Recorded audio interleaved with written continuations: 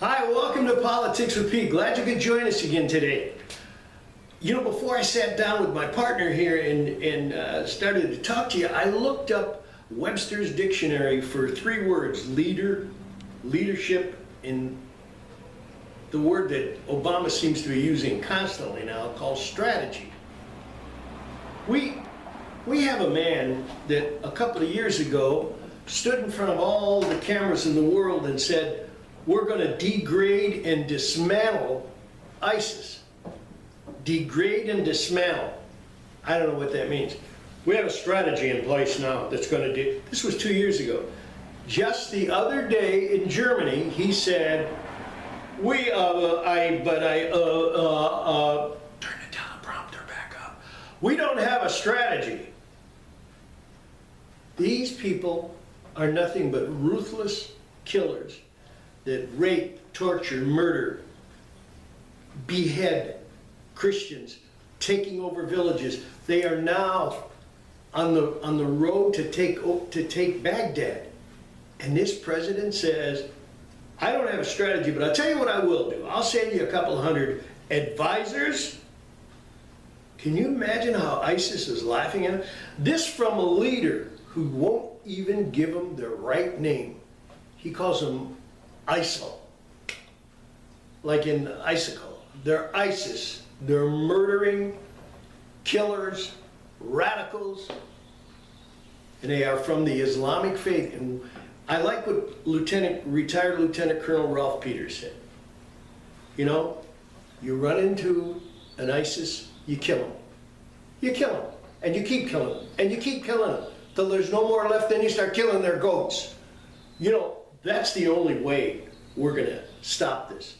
There is no other way, because if you get Hillary to follow her, or you get another liberal progressive to follow her, we don't want a war. We don't want to send our troops over there. Can you imagine after the bombing in 1941 when I was 6 years old, and I remember our teacher writing it on the blackboard?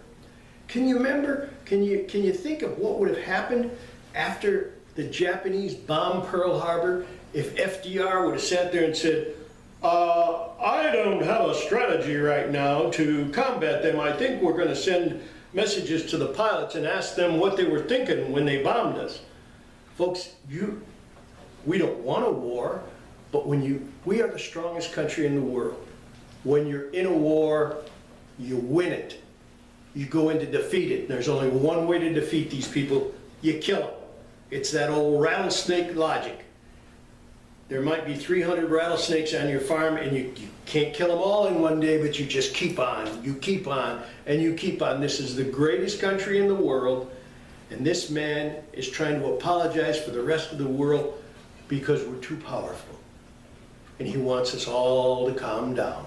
He wants to demilitarize us. Folks, you can't beat ISIS by doing that.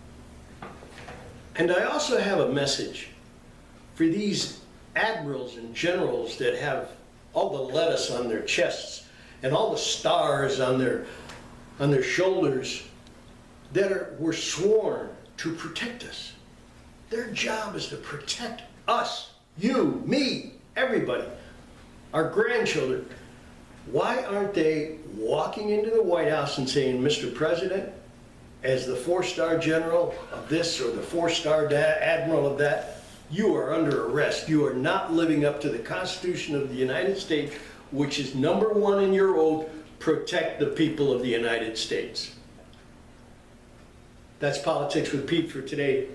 Thanks for watching. Send me some comments about the way this leader is using his strategy to protect us. His job is to protect us.